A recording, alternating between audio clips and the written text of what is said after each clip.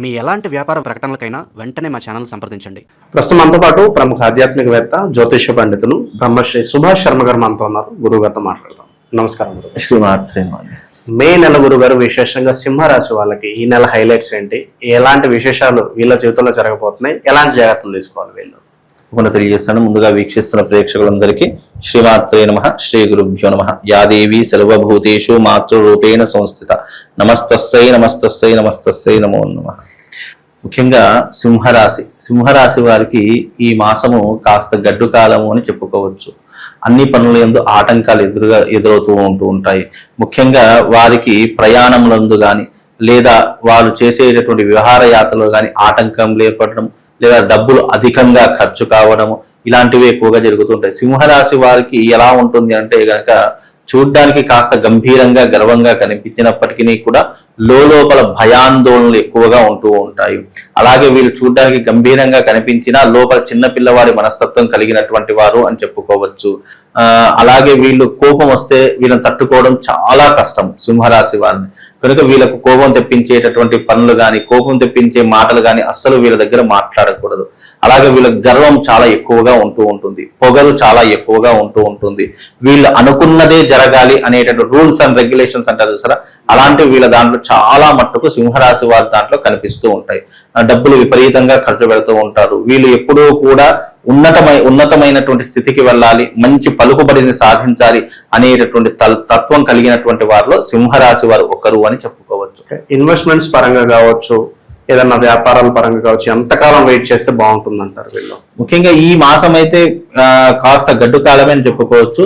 June జూలైలో ఏదైనా investment పెట్టడం కానీ, లేదు అని అంటే కనుక జూన్ జూలైలో ఏదైనా వ్యాపారం ప్రారంభం చేసుకోవడం కానీ చేసుకుంటే కొంతవరకు కలిసి వచ్చే అవకాశం ఉంటుంది.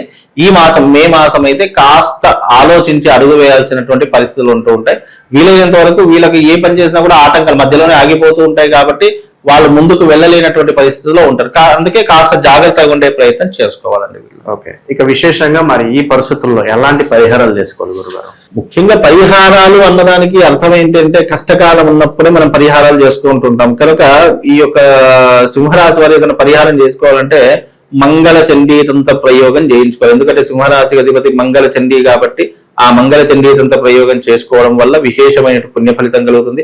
ముఖ్యంగా ఈ యొక్క సింహరాశి వారు ప్రతిరోజు ఉదయాన్నే లేచి సూర్య నమస్కారం చేసుకొని సూర్యుడికి అర్ఘ్యం వదిలేటటువంటి ప్రయత్నం చేయండి. ఎందుకంటే ఎప్పుడైతే సింహరాశి వారు సూర్యుడికి అర్ఘ్యం వదలడం ప్రారంభం అవుతుందో వాళ్ళ జీవితంలో ఆ డే అంతా హ్యాపీగా సాగిపోతుంది. కాబట్టి ప్రయత్నం చేసి చూడండి. మీకు అంటే జాతకం పక్కన పెడితే, మీకున్నటువంటి గ్రహస్థితి పక్కన పెడితే, సింహరాశి వారు ఎవ్రీడే ప్రతిరోజు ఉదయం సూర్యుడు ఉదయిస్తున్నాడు అనుకున్నటువంటి ఒక 2 నిమిషాల ముందు సూర్యుడి దగ్గర నిలబడి సూర్యుడికి అభిముఖంగా నిలబడి చేతిలో దోసిట్లో నీళ్లు పోసుకొని సప్తాశ్వరమారూఢం ప్రచండం కశ్యపాత్మనం శ్వేత పద్మదలం దేవం తం సూర్యం ప్రణమామ్యం అని చెప్పుకొని ఆ నీళ్లు అర్ఘ్యాన్ని వదిలితే వాళ్ళకి ఆ దినమంతా ఎన్ని ఆటంకాలున్నా, ఎన్ని ఇబ్బందులున్నా వాళ్ళ ఆ ఇబ్బందులన్నీ కూడా తొలగిపోవడానికి ఆ సూర్య నమస్కారాలు అనేటట్టు ఉపయోగపడతాయి. కాబట్టి ఇలాంటి ప్రయత్నాలు చేసుకోవాలి.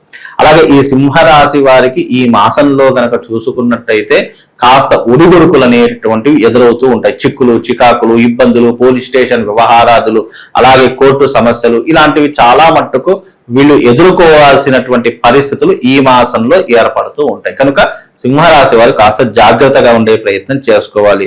అలాగే ఆర్థిక పరమైనటువంటి ఇబ్బందులు ఎదుర్కొంటూ ఉంటారు. అలాగే విద్య యందు కానీ, ఆరోగ్యం నందు కానీ నష్టం ఏర్పడేటటువంటి అవకాశాలు ఏర్పడుతూ ఉంటాయి. బంధుమిత్రులతో వైరం ఏర్పడుతూ ఉంటుంది.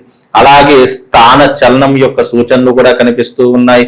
ముఖ్యంగా వీళ్ళకి ఏంటంటే వ్యాపారం నందు నష్టము, నమ్మిన వారి దగ్గర నుంచి మోసపోయేటటువంటి లక్షణాలు ఎక్కువగా ఈ సింహరాశి వారిలో ఏర్పడుతూ ఉంటాయి.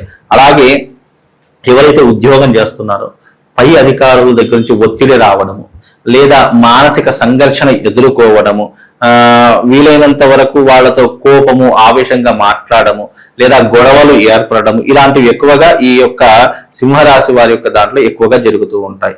అలాగే ఈ సింహరాశి వారికి ముఖ్యంగా ఈ మాసంలో వచ్చేటటువంటి ఇబ్బందులు ఏంటంటే ఆర్థిక పరంగా ఎక్కువగా నష్టపోతారు, ఉద్యోగ పరంగా ఎక్కువగా నష్టపోతారు, కోపము, ఆవేశపరంగా కాస్త నష్టపోయేటటువంటి సూచనలు ఈ యొక్క సింహరాశి వారి యొక్క జాతకంలో ఏర్పడతాయి. ఆల్రెడీ ఉద్యోగం చేస్తున్న వాళ్ళు వేరే చోటకు వెళ్ళాలా వద్దా అనే సందిగ్ధంలో ఉన్న వాళ్ళకి ఎలా ఉంటుంది? ముఖ్యంగా ఈ మాసంలో కనుక చూసుకుంటే ఎవరైతే ఈ యొక్క ఉద్యోగం చేస్తున్నారో అది ఎప్పుడు ఊడిపోతుందా ఎప్పుడు ఉంటుందా కూడా చెప్పలేనటువంటి పరిస్థితి సింహరాశి వారికి ఏర్పడుతుంది. ఈ సంవత్సరం సింహరాశి వారు ఎవరెవరైతే ఉన్నారో ఉద్యోగంలో అయితే స్థిరత్వం అయితే ఉండదు. ఉద్యోగం పోయేటటువంటి అవకాశం తప్ప స్థానచలనం కానీ లేదంటే వేరే ఉద్యోగం చూసుకోవడం కానీ కొన్ని రోజులు ఉద్యోగానికి దూరంగా ఉండేటటువంటి పరిస్థితులు సింహరాశి వారి యొక్క జాతకంలో ఏర్పడతాయి కనుక సింహరాశి వారికి ఉద్యోగములో ఉన్నటువంటి పరిస్థితులు ఈ మాత్రం అయితే కనిపించట్లేదు. ఈ మాసంలో ఉద్యోగం పోవడం కానీ లేదా పై అధికారులు తీసేయడం కానీ లేదా వీళ్ళే రాజీనామా ఇచ్చేయడం అంటే రిజైన్ చేయడం కానీ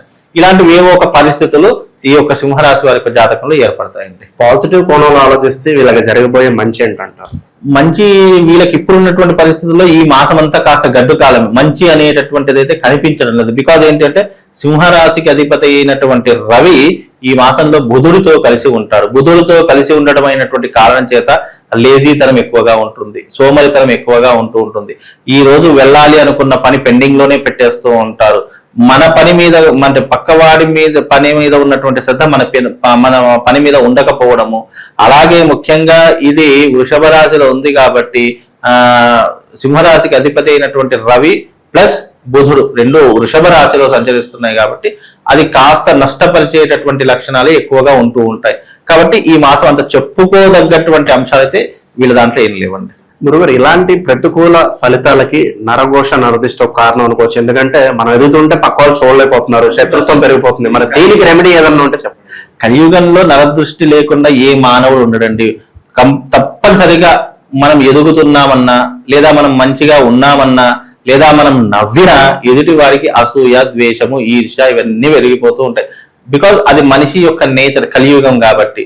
అలాంటి నరదృష్టి చెడుదృష్టి ఉంటే గనక వీళ్ళకు అద్భుతమైనటువంటి ఒక యంత్రం ఉంటుందండి. ఆ యంత్రం గనక అంటే నరదృష్టి ఉన్నటువంటి వారు ఎవరైతే ఉన్నారో భగళాముఖి యంత్రము అన్నట్టు ఒకటి ఉంటుంది. ఇది భగళాముఖి శత్రునాశనం కోసం చాలా మంది ఉపయోగించేటటువంటి, ఎందుకంటే ఈ యొక్క సింహరాశి వారి కనుక చూసుకున్నట్టయితే శత్రువులు ఎక్కువగా ఉంటూ ఉంటారు కాబట్టి శత్రునాశన యంత్రం భగళాముఖి యంత్రం అనేటటువంటిది ఎప్పుడూ కూడా వీళ్ళ యొక్క పర్సులో కానీ లేదా ఫోన్ పౌచ్ వెనక భాగంలో పెట్టుకోవడం కానీ ఇలాంటివి చేసుకోవడం ద్వారా వీళ్ళకు నెగిటివ్ ఎనర్జీ కానీ నర దిష్టి కానీ నర ఘోష కానీ ఇవి కాస్త తగ్గుముఖం పట్టేటటువంటి అవకాశం ఉంటుంది. అందుకే సింహరాశి వారు ఎవరైనా ఉన్నట్టయితే తప్పకుండా భగళాముఖి యంత్రం అంటే దాన్ని శత్రునాశన యంత్రం అని కూడా అంటూ ఉంటారు.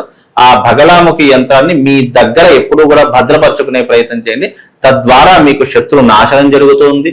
అలాగే మీ జీవితంలో మంచి ఉన్నతమైనటువంటి స్థితికి వెళ్ళగలుగుతూ ఉంటారు.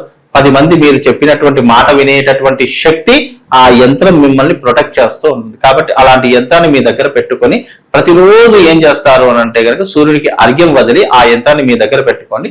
తద్వారా మీకు శుభం లాభం కలుగుతాయండి. మంచి విశ్లేషణ అందించారు. సింహరాశి వారికి రాబోయే రోజులంతా మంచి జరగాలని కోరుకుందాం. ధన్యవాదాలు. శ్రీమాన్.